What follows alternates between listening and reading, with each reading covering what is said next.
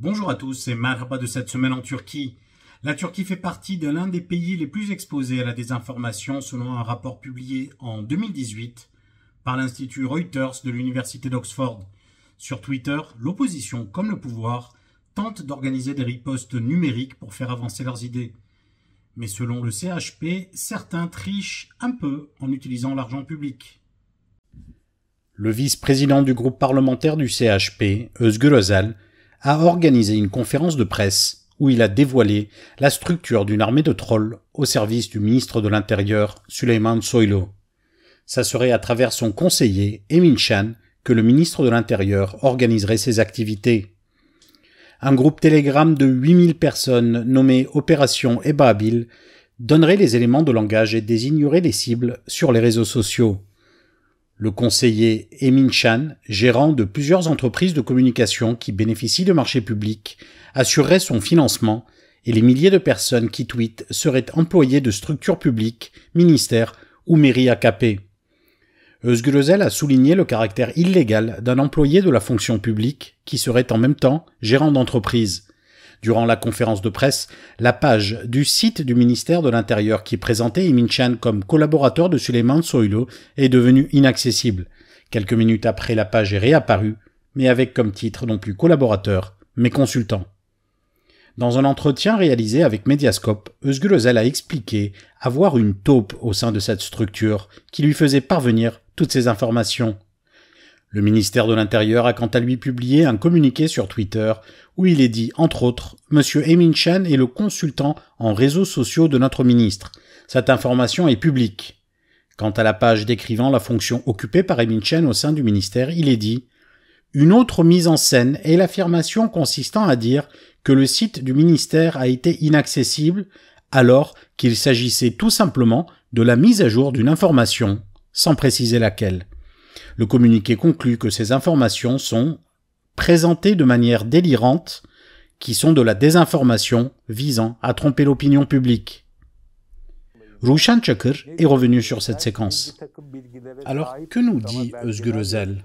Il dit « Nous possédions déjà les informations, mais nous manquions de documents et finalement, quelqu'un nous les a transmis. » Cela intervient quelque temps après l'appel effectué par Kılıçdaroğlu aux différents segments de l'AKP, aux hauts fonctionnaires, aux trolls, en leur disant « Soit vous vous rachetez dès maintenant, soit vous devrez en payer le prix en cas d'alternance. » C'est un peu la technique du bâton et de la carotte. Si vous nous aidez, c'est la carotte, sinon, c'est le bâton. Özgür Özel dit que c'est suite à cette mise en garde que la personne les a contactés. Il dit que c'est un haut responsable et a priori, il connaît son identité même s'il ne la révèle pas. Et c'est grâce à ces informations qu'il a mis au grand jour cette armée de trolls. Cette armée, qui s'appelle Ebabil, ne nous est pas étrangère. En tant que média indépendant qui tente de faire son travail dans des conditions, on va le reconnaître, assez spéciales, nous avons évidemment eu droit, moi en tant que journaliste et nous en tant qu'institution, à leur foudre. Lorsqu'on avait été ciblé en raison des fonds qu'on touche de manière transparente, des fondations étrangères, ces gens-là avaient pris place dans la cohorte des lyncheurs. Et finalement, la conférence de presse nous a révélé la manière dont ces gens-là ont largement profité des ressources publiques. Ils ont bénéficié de marchés publics avec des sommes faramineuses. Donc ces gens qui ont profité des fonds publics attribués de manière plutôt discrète, en échange de minables activités de trollage, n'ont pas hésité à nous insulter en raison des fonds qu'on recevait de fondations étrangères de manière transparente et contrôlée par l'État. Ils ont essayé de faire passer ça pour un crime. C'est d'une certaine manière l'hôpital qui se moque de la charité. Mais au final, quelqu'un, parmi eux, a révélé leur vrai visage. Alors, vous imaginez un peu quelqu'un qui va être dans l'équipe du ministre de l'Intérieur, qui va aussi posséder des entreprises privées, qui vont bénéficier d'énormes marchés publics, et qui, en contrepartie, va mener des activités de trollage pour défendre les intérêts du ministre ou de certaines structures. Et comment font-ils?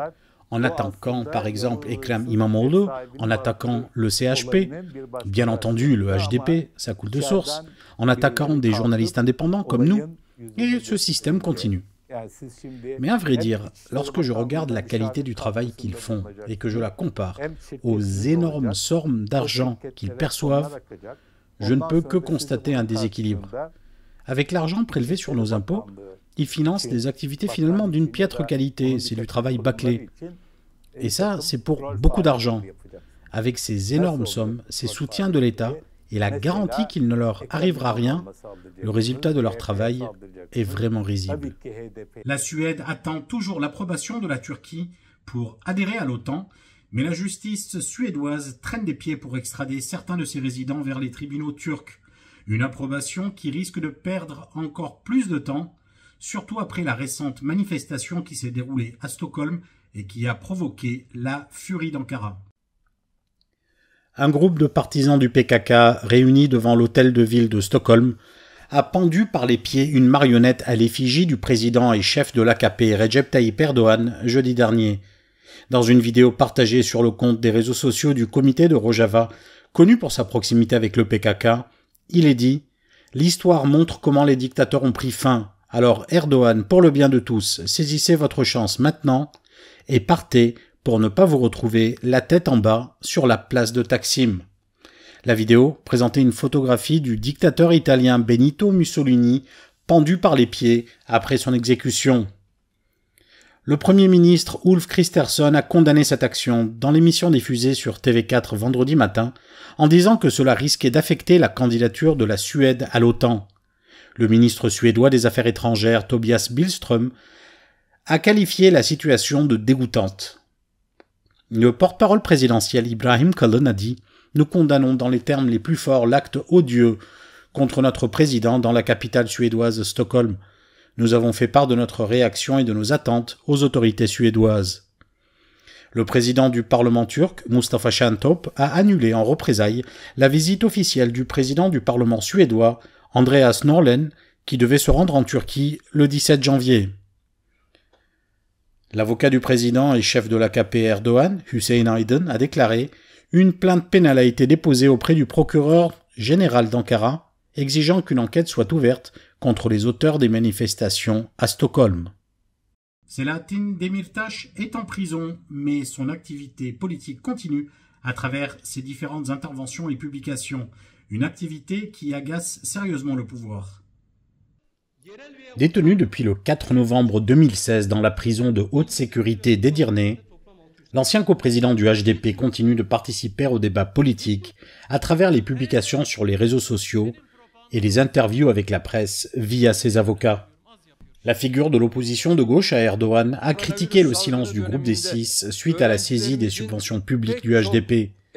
Concernant le projet de l'alliance de gauche dite de la liberté et du travail, qui pourrait empêcher une défaite d'Erdogan au premier tour, Demirtas a répondu à la journaliste Nevşin Mengü. Il a dit « Ça fait 1 an et demi que le HDP déclare à toute l'opposition, mais surtout au groupe des Six, qu'ils sont prêts à proposer un candidat commun. Mais on n'a jamais entendu une réponse claire qui dit « Nous aussi, nous sommes prêts à une candidature commune ». Soulignant les propos de certains membres du İYİ Parti, partenaire du CHP dans le groupe des Six, Demirtas a continué. Aucun électeur du HDP ne voudrait remplacer Süleyman Soylu par Yavuz Ağırelioğlu. Aucun électeur du HDP ne voudrait voir Bekir Bozdağ remplacé au ministère de la Justice par Uğur Poyraz qui a déclaré « Le HDP devrait être dissous ». Puis, ciblant Meral Akşener, Demirtas conclut « Aucun électeur du HDP ne pourrait voter pour que la personne qui a dit « Là où il y a le HDP, nous quittons la pièce » devienne Premier ministre. Revenant sur la performance du groupe des Six et des sorties erratiques de certains de ses leaders, Demirtas a déclaré « Ça serait bien que je ne fasse pas trop de commentaires, mais si on doit faire une critique sincère et amicale, je dirais que si aucun de leaders ne s'était exprimé depuis la création du groupe des Six, ils seraient aujourd'hui à 60% dans les sondages. S'ils apprenaient à tenir leur langue, ils seraient en train de gagner. » Sur Twitter, il a appelé à participer à la réunion publique du bloc de gauche Liberté et Travail, emmené par le HDP et le TIP aujourd'hui à Istanbul. Une occasion de dévoiler l'une des chansons de campagne du bloc de gauche, écrite, composée et interprétée au début par Selahattin Demirtas.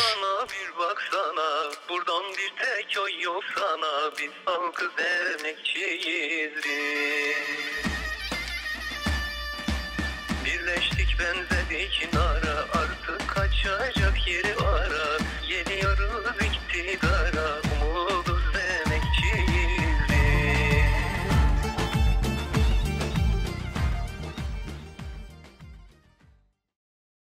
Cette participation active de Demirtas au débat politique du fond de sa cellule semble poser un problème au pouvoir. Le ministre de la Justice, Bekir Bozdağ, a déclaré suivre de près cette question. Il a dit « Nous avons commencé à travailler sur cette question ». Réponse de l'intéressé sur Twitter « Mettez-vous à notre place avant de modifier les conditions de détention dans les prisons. De toute manière, vous allez bientôt nous remplacer ici. » Le procès pour propagande terroriste s'est conclu la semaine dernière sur une condamnation et une remise en liberté. Şebnem Korur Fincancı est libre. La présidente de l'Union turque des médecins, Şebnem Korur Fincancı, a été condamnée le 11 janvier dernier à 2 ans et 8 mois de prison pour propagande terroriste. Le tribunal a décidé de la remettre en liberté. Madame Fincancı était détenue depuis le 26 octobre 2022 dans une prison d'Ankara pour avoir réclamé sur une chaîne YouTube proche du PKK une enquête internationale sur des accusations de recours à des armes chimiques par l'armée turque dans le nord de l'Irak dans sa guerre contre le PKK. Le ministre de la Défense Hulusi Akar avait alors déclaré que l'armée turque ne disposait pas de ce type d'armes dans son inventaire et que par conséquent, cette accusation était mensongère. Pourtant, le 9 décembre 2022, lors des discussions budgétaires, Akar a déclaré au Parlement, je cite, « Le 24 novembre, nous avons malgré tout constitué une délégation qui s'est rendue sur place pour effectuer des prélèvements. Ils sont revenus et ont donné le résultat de leurs travaux au laboratoire du ministère de la Santé. Nous disposons d'un rapport certifiant qu'aucune trace d'armes chimiques n'a été trouvée. » Fin de citation. Lors de sa dernière audience, Şebnem Korur Fincancı a déclaré, je cite, « Dans l'index de l'état de droit et de la démocratie, sur 139 pays, la Turquie est 127e.